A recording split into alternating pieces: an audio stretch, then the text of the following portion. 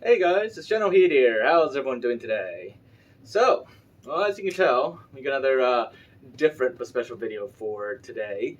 And for today's video, we'll be tackling the question of can we game, or because of what this channel is, can we play Halo? And maybe I'll do other games later, but can we play Halo or video games in general on an art monitor? So, what is an art monitor? Well, to be honest, I'm not actually quite sure what an art monitor is. As the name would imply, it's a monitor that's meant for art, maybe like graphic design or video editing, stuff like that. But I don't know the exact specifics of what an art monitor does. So it's a little different from a gaming monitor, but because this is a gaming channel, we're going to see, just for fun, just because we can, whether we can actually game on an art monitor and see what it's like. And for the very specific monitor we'll be using this monitor that the con folks at Innocn, I think that's how it's pronounced. It's Innocn, something like that, so I hope that's pronounced correctly. But they were kind enough to send me this monitor to try out, and it is a 27-inch art monitor. So without further ado, let's just get right into it. So first things first, I'm gonna unbox the monitor and I'll show you what it's like. So it's a huge box, to say the least. It's really wide, but it is a 27-inch monitor, so we'll see how big that is. I don't think this might be the biggest monitor I've ever used, so well, hopefully it fits fine on this desk. But let's unbox it and then I'll get it set up. Alright, so while I unbox this monitor, I do want to go over some of the main features of this monitor. So, like I said, it is a 4K monitor, and it's 27-inch display. It does support HDR and AMD FreeSync on it, so it does cover all those are pretty useful features actually to have.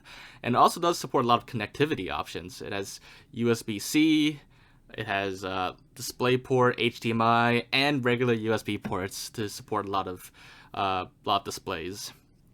And it's very ergonomic in its design. You can change the height, you can change the tilt. It also has a gravity sensor in it, supports picture-in-picture, and it has dual 5-watt integrated speakers, which I will show you in a little bit. But yeah. Okay, the monitor is pretty much all set up now, actually. That was actually a pretty simple setup. The monitor just clicks right into the stand, actually, and you don't need a screwdriver or anything. It just has one of those like ring screws or whatever you call those at the bottom. You just twist it and that's it. So yeah, that's actually one of the easier monitors I've ever had to set up. Okay, so we are now on Halo MCC, and as you can see, the monitor has pretty good speakers actually. The volume is pretty decent, and I mean the audio quality sounds pretty good for monitor speakers. I don't hear like any distortion, I don't hear any static. They're not like cheap speakers that you would find on like a super cheap monitor. So that's pretty cool. You could almost use this as a TV actually. Alright, so let's just try Halo 2 Anniversary, because that's one of the better looking Halo games on MCC, in my opinion. And one of the nicer looking missions, in my opinion, is Delta Halo.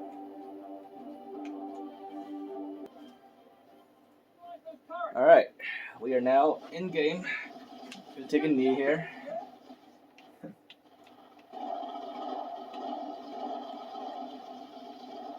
So, quality is pretty good. It is full 4K, so that's pretty much the game at its peak.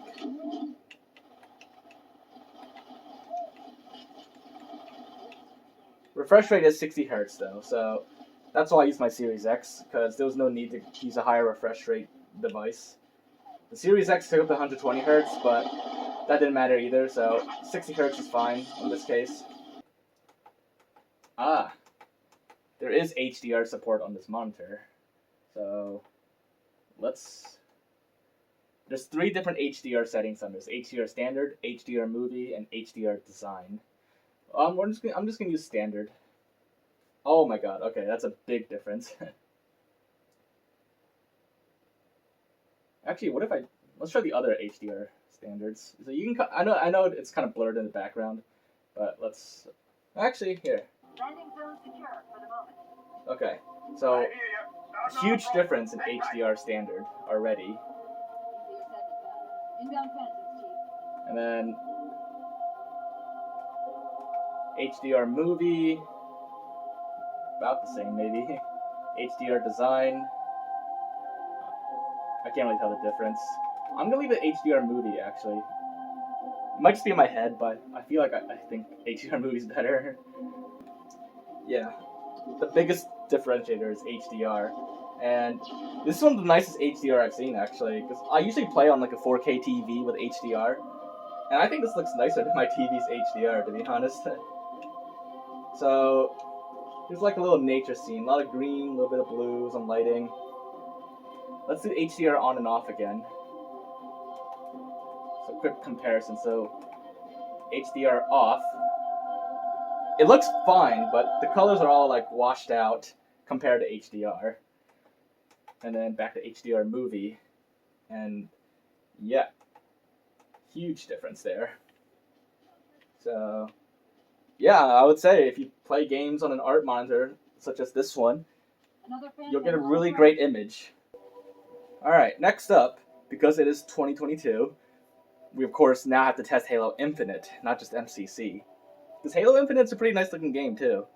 So let's see how that looks on this art monitor. Alright, here we are in-game in Halo Infinite. And I have the blind skull on right now so you can get like a full visual experience. Oh, and of course I still have the tank cannon to beat Lasso. I mean, who hasn't beaten Lasso without the tank cannon, really? Right behind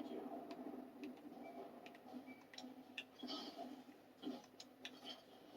But yeah, everything looks really nice in Halo Infinite. Let's get somewhere where the grass is greener. So I know the sun is setting, but let's see HDR on and off. See how that looks in this kind of lighting condition. Alright, so right now it's on. So now it's off. You can see, once again, looks like it's missing a lot of colors again. But that's what HDR does. And then back to HDR on. And, like, saying that's a night and day difference is an understatement.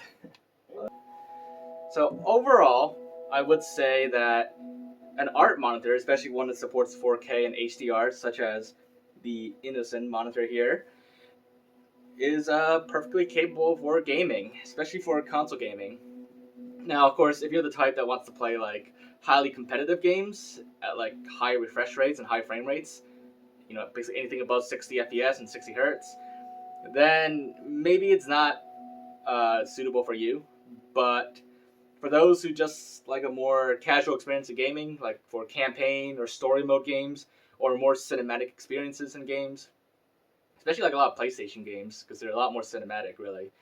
All those kinds of games would be perfect on this monitor. And yeah, but the most important thing is really good image quality and really good colors. So overall, I would say this is a great monitor, and it is indeed capable for gaming. But yeah, that wraps up for this video and this review.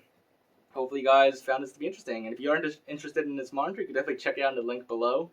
But aside from that, you know, thank you for dropping by and checking this out, and I will see you all in my next video. Bye guys!